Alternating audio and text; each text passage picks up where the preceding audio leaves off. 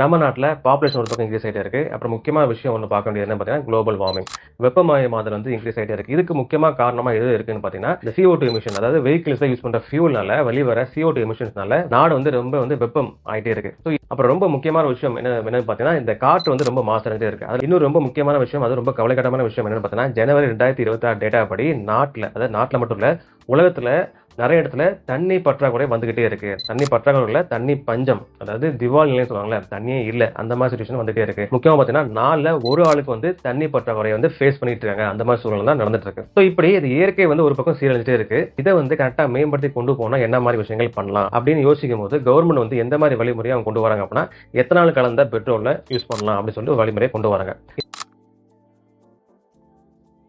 Road transport and highways மினிஸ்டரான Nitin Gadkari April 21, 22, 2026 இந்த 2 நாட்கள்ல நடந்த ஒரு மீட்டிங், அதாவது Indian Federation of Green Energies Green Transport Conclave அப்படின்னு ஒரு மீட்டிங்ல அவர் என்ன சொன்னார் அப்படின்னா, E100, அதாவது இனி வர காலகட்டத்தில் இந்தியாவோட கோல் என்னன்னா, எத்தனால் 100% யூசேஜ், அதாவது பெட்ரோல் எடுத்துட்டு எத்தனால் தான் 100% யூஸ் பண்ற மாதிரி ஒரு கோலை நோக்கி இந்தியா போயிட்டு இருக்கு. அந்த மாதிரி சொன்னார்.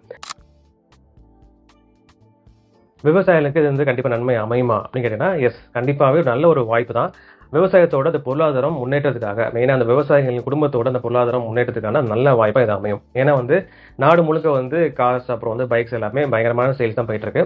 ஸோ இன்னைக்கு வந்து பெட்ரோலை தாண்டி எத்தனால் வந்து முழுக்க இறங்கும் போது கண்டிப்பா அந்த எத்தனாலோட யூசேஜ் வந்து ரொம்ப அதிகமா இருக்கும். ஸோ எத்தனால் ப்ரொடியூஸ் பண்றதுக்காக தேவைப்படுற இந்த கரும்பு, மக்காச்சோளம் இதை விளைவிக்கிற அந்த விவசாயிகளோட இந்த தரம், அந்த விவசாய குடும்பத்தோட அந்த பொருளாதாரம் வந்து நல்ல முறையில் முன்னேற்றாததுக்கு சந்தேகமே கிடையாது. ஸோ கண்டிப்பாக விவசாயிகளுக்கு நல்ல ஒரு வாய்ப்பாக தான் இந்த எத்தனால் ப்ரொடக்ஷன் வந்து அமையும்.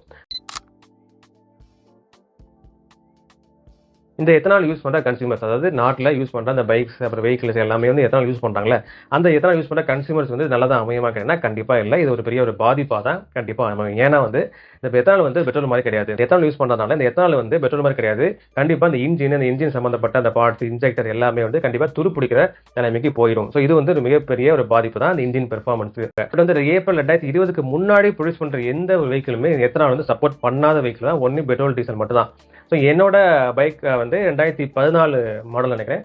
ஸோ அதனால வந்து 2020க்கு முன்னாடி எந்த ஒரு பைக்ஸ்க்கும் அந்த கார்ஸ்க்கு எல்லாமே வந்து இந்த எத்தனால் வந்து சப்போர்ட் ஆகாதான். ஸோ அதனால வந்து கண்டிப்பாக இந்த துருப்பிடிக்கிற அந்த டேமேஜ் ஆகாத வாய்ப்பு வந்து ரொம்ப அதிகமாகவே இருக்கு.